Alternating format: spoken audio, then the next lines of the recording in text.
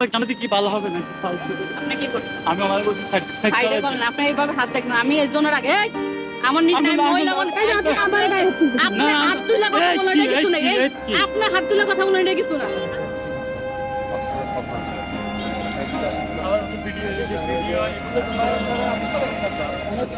আপনারা তো আগের ভিডিওটা দেখছেন ওর ব্যবহার, তো তারপরে ওর সাথে আবার দেখা হয়েছে। তখনও ওর ব্যবহার খুবই খারাপ ছিল, পুলিশের সাথেও খারাপ ব্যবহার করতেছিল। পুলিশকে বলে আপনি কি রেড কিচেন হেড অফিস মানে বোঝেন, মানে পুলিশকেও বুঝাচ্ছে রেড কিচেন হেড অফিস মানে কি। তো আমার মনে হলো ওর হেড অফিসে আমি যাব, গেলাম ওর হেড অফিসে ও স্যারকে দেখার জন্য যে রেড কিচেন হেড অফিস মানে কি একটু জেনে আসি।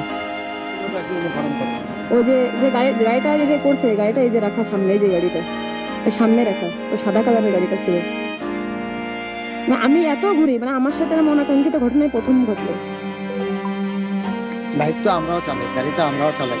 আমরা মেয়ে আর ওই গাড়ি এত, উনি নিজেই বলতেছে আমি তো বেপরোয়া চালাই ফেলাইছি। তাদেরকে সাইড দিই আমরা, হ্যাঁ যাক যাক যাক যাক যাক যাক যাক, ওরা আগে যাক, এটা ভালোই গাড়ি চালাচ্ছে, যাক উৎসাহ দিই আমরা। এটা তো ঠিক না।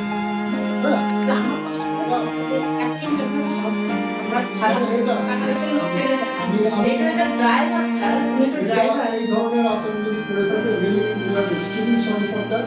হ্যাঁ, তো আমি এটার ব্যাপারে আমি কি প্রতিকার চাচ্ছি। এখন স্যার ও যে ব্যবহার করছে, আপনারা কি করবেন সেটা আমার দেখার বিষয় না। আমি আমার কিছু করার নেই। আপনারা কি করতে যাচ্ছেন এটা আমি দেখতে চাইছি। বিষয়টা হচ্ছে যে দুইটা জিনিস আছে। একটা হচ্ছে যে আমি ওকে ডেকে নিয়ে এসে আপনাদের বাচ্চা হতে পারি, সরি বলতে পারি, সব কিছু করতে পারি, যে এটা দিচ্ছে না, এটা একটা হতে পারে যদি মানুষ হিসেবে আপনারা ফোন করতে চান। আর যদি না বলেন যে না তারা স্যার আপনি কি জানতে পারেন ড্রাইভার এখন? না, আমি তো এরকম ধরনের আচরণ তার কোনো সময় আমি দেখি আমার চোখে, যখন আমার সাথে সে গিয়েছিল ডিউটি ঠিক করে, কোনো সময় কোনো কমপ্লেনও আসেনি। আমার প্রায় কত 1 বছর পর্যন্ত, হ্যাঁ 1 বছরের উপরে। আমার কষ্ট লাগছে কথা জানেন স্যার, যে এইটা আমি কেন এই সুযোগে, মানে স্যার রেড কিসের একটা মানবিক সংস্থা স্যার। ঠিক আছে, এইখানে একটা ড্রাইভারের ব্যবহার স্যার, মানে একটা ড্রাইভার যেখানে উনি আমার কাছে এটা যে কমপ্লেন নিয়ে আসছে, এটা আমার কাছে বললাম, আমার বলে দশ সেটা, হ্যাঁ, যে আমার ড্রাইভারের এই ধরনের আচরণ কেন হবে, যে তাহলে এখন এই বিষয় নিয়ে আমরা আমাদের কাছে অভিযোগ করছি স্যারের কাছে, স্যার আপনি পাঠিয়ে দিয়েছেন যে ঘটনাটা কতটুকু সত্য, ঘটনাটা সত্য ভিডিও করে স্যার আপনারা কি ব্যবস্থা নেবেন আমরা সেটা দেখব। আর যদি তা না নিচ্ছেন তাহলে আমরা পুলিশকে কতটুকু আমরা ভারতীয় দিক দেখাই। আমি এই বিষয়টা আমরা করতে পারি। আমি একটু ইন্টারভিউ করতে পারি। না না একটা কখনো কোনো আইনগত ব্যবস্থা তো আমরা কিন্তু কখনো পুলিশ আমরা না, এটা আপনাদের সার্ভিসে বলতে যাচ্ছেন যে স্যার দুটো অপশনের কথা। এগুলো কি মানবিক চিন্তা করে অনেকে ক্ষমা আছে আপনারা এগুলোকে শেষ করবেন, নাকি আমরা ইন্টারনাল কোনো ইনভেস্টিগেশন করে ডিসিপ্লিনারি অ্যাকশনে যাব, এইটা কোনটা চাচ্ছেন? আপু বলি আমি ইচ্ছারে আছি এখানে। আমাদেরকে স্যার যেটা বলছে মোটিভের বিষয়ে আমাদের কোনো সন্তুষ্ট অভিযোগ আসেনি। এটা করছে, এটা কালকে আমার এখানে বসে সিকিউরিটি অলরেডি আমাদের বলছে যে আপনার ইনসিডেন্টের জন্য আপনার অফিসে আসছিলেন। হ্যাঁ আপনার আসার পরে স্যার উনি ওনাকে যখন কালকে আমি পুলিশ মানে স্যার চেনার পরে বলছে যে ওনাকে খুঁজতে পেরেছিলাম, বের করে উনি বলতেছে উনি ঢাকা থেকে স্যারকে নিয়ে আসছে, মানে হেড অফিস থেকে ওনার স্যারকে উনি ঘুরতে নিয়ে আসছে, 2 দিন পর উনি আবার চলে যান। এখানে কোনো অফিস নেই, এখানে কোনো রেড কিচেনের কোনো অফিস নেই, ওই যে সাথে উনি ছিল তখন কালকে রাতে বলছে এখানে কোনো অফিস নেই। আমরা গুগলে সার্চ দিয়েছি যে এখানে একটা অফিস আছে। সার্চ দিয়ে আমি রেড কিচেন সুন্দর করে এসে আমি দেখে গেছি গাড়িটা সামনে রাখা রয়েছে, পর আমি কথা মানে দেখে চলে গেছি। আমি এটা শেষ করব। একটা হচ্ছে আপনি যদি চান আমরা সবাই এটা আমরা আসলে লজ্জিত, এটা আমরা বলবো না, যেহেতু আপনি বলছেন যে রেড কিচেন আমরা কর্মী, স্যারও কর্মী এখানে। তো এটা হলে আপনি যদি পার্সোনালি আমরা ক্ষমা চান, যদি মাফ করতে চান এটা এখানে শেষ হবে। আর যদি না চান তাহলে আপনি একটা অফিসিয়াল আমাদের কমপ্লেনটা দিলে আমরা এটা অফিসিয়ালি ইনভেস্টিগেশন হবে। একটা ছেলে রেড কিচেনের গাড়ি চালায়, সে এরকম অবস্থায় খারাপ হবে, আপনারা কি কিভাবে দেখতেছেন? আমরা যদি ক্ষমাও করি, এটা আমাদের অফিসিয়াল ওকে আমরা ওর যে ইনফরমেশন গুলো আছে ওটাতে আমরা ব্যবস্থা নিব।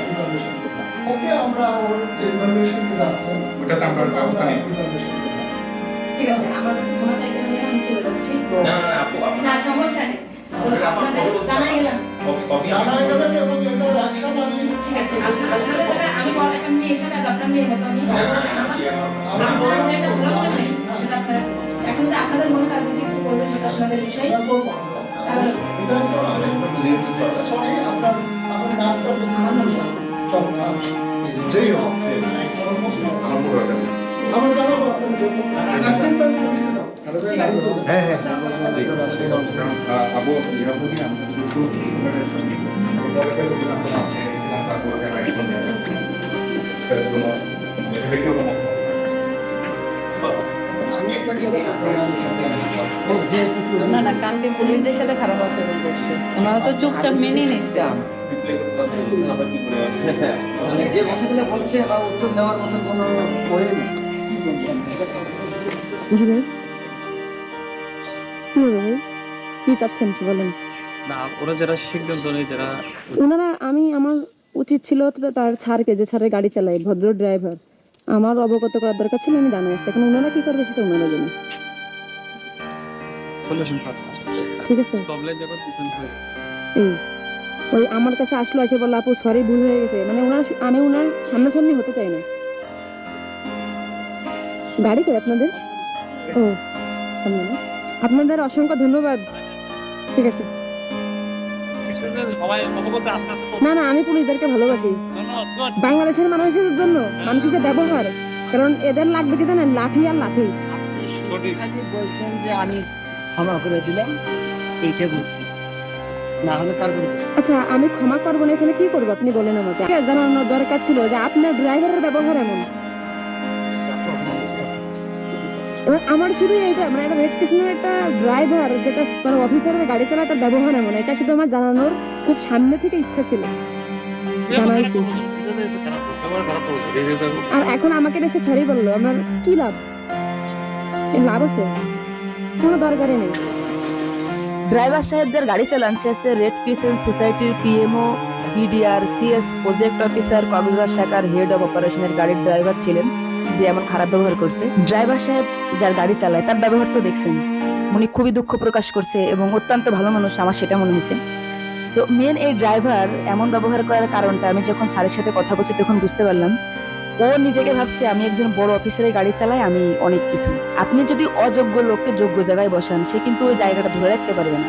মেন এই ড্রাইভারের বেলায় এমনটাই হয়েছে, ও মনে করছে আমি একজন বড় অফিসারের গাড়ি চালাই, আমি কিনাকি হয়ে পড়ছি, যেই কারণে ও এরকম ব্যবহার করছে। তো যাই হোক, আমার পক্ষ থেকে আমি ক্ষমা করবো কিনা জানি না, এই ছেলের ব্যবহারটা মানে খুবই খারাপ ছিল। আর আমি এই বিষয়টা সম্পূর্ণ রেড ক্রিসেন্ট সোসাইটির উপর ছেড়ে দিলাম। আপনাদের যেটা ভালো মনে হয় ওর বিরুদ্ধে আপনারা সেটাই করেন।